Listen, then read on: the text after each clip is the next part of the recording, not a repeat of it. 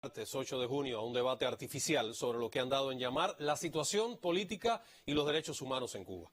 Si la Eurocámara decide discutir sobre Cuba, el debate necesariamente tendría que referirse a la violación masiva, flagrante y sistemática de los derechos humanos de toda la población cubana a causa del genocida, inmoral e ilegal bloqueo económico, comercial y financiero que mantiene el gobierno de los Estados Unidos hacia nuestro país desde hace más de 60 años.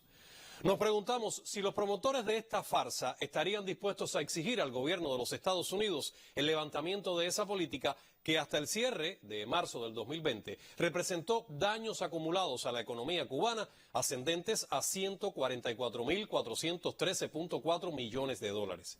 ¿Es que están asimismo dispuestos a defender a las personas naturales y jurídicas europeas afectadas por la creciente extraterritorialidad del bloqueo? ¿Acaso pedirán a sus homólogos estadounidenses la derogación de la ley Helms-Burton? ¿Será que reclamarán la eliminación de las 243 medidas aplicadas por el expresidente Donald Trump y que la actual administración norteamericana mantiene vigentes? Resulta vergonzoso que un grupo de eurodiputados haya promovido la inclusión de este tema como parte de la agenda de la Eurocámara.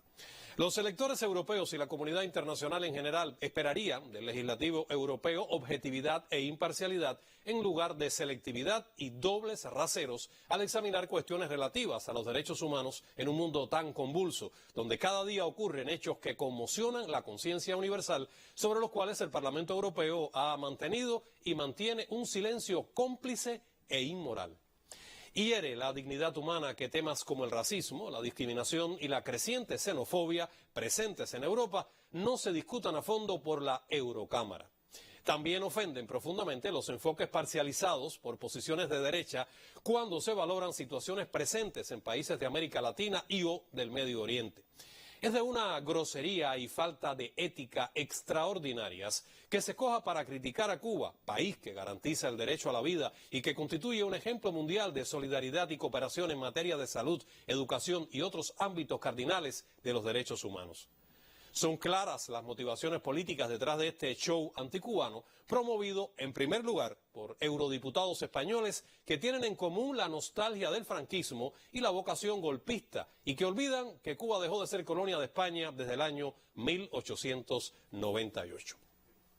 No tienen en cuenta que el pueblo cubano se liberó para siempre el 1 de enero de 1959 y en pleno ejercicio de su derecho a la autodeterminación adoptó, mediante referéndum efectuado el 24 de febrero de 2019 y con el voto del 86,5% de los electores, una nueva constitución en la que se consagra como primer principio que Cuba es un Estado socialista de derecho y justicia social, democrático, independiente y soberano, organizado con todos y para el bien de todos, como república unitaria e indivisible, fundada en el trabajo, la dignidad, el humanismo y la ética de sus ciudadanos para el disfrute de la libertad, la equidad, la igualdad, la solidaridad, el bienestar y la prosperidad individual y colectiva.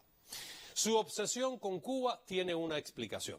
Responde a la misma agenda de quienes desde Estados Unidos han intentado derrocar a la revolución cubana desde hace más de 60 años. No pueden permitir que exista un pueblo que no se doblega a sus designios y que resiste un férreo bloqueo recrudecido de manera criminal en medio de una pandemia global. Tampoco admiten que, a pesar de todas las dificultades, la pequeña nación caribeña haya sido capaz de producir no uno, sino 5 candidatos vacunales con la capacidad productiva suficiente para inmunizar a toda su población antes de que culmine el 2021 y contribuir al proceso de vacunación en otros países en desarrollo.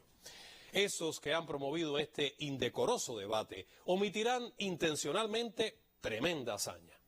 Estos eurodiputados se empeñan en silenciar, ocultar y tergiversar de todas las maneras posibles el ejemplo de Cuba. Por ello, en ese nuevo show, algunos miembros del Parlamento Europeo intentarán presentar una realidad desconocida para millones de cubanos, pero que con frecuencia acapara los titulares de la gran prensa hegemónica global y de la que se hace eco la prensa miamense y los medios mercenarios que la secundan.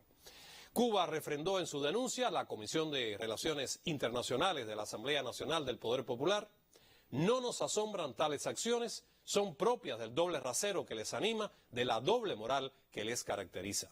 Con esta maniobra anticubana se pretende además entorpecer las relaciones bilaterales entre Cuba y la Unión Europea y socavar la implementación del acuerdo de diálogo político y de cooperación entre Cuba, la Unión Europea y sus Estados miembros. Los promotores de esta lamentable farsa y deleznable maniobra política conocen perfectamente que el acuerdo se implementa de una manera positiva y que existe una clara voluntad política de las partes de continuar creando puentes entre nuestros pueblos y gobiernos a través del mismo, a pesar de las diferencias existentes y en total apego a las bases y principios aprobadas en el acuerdo y endosados por el Parlamento Europeo en su resolución de consentimiento del 5 de julio del 2017. Con semejantes acciones, los promotores de esta farsa y los que la apoyan, lo único que conseguirán es desacreditar aún más la imagen de la llamada Casa de la Democracia Europea. El pueblo cubano seguirá decidiendo su destino sin injerencias de ningún tipo, de manera libre, independiente y soberana. Embajada de Cuba en Bruselas.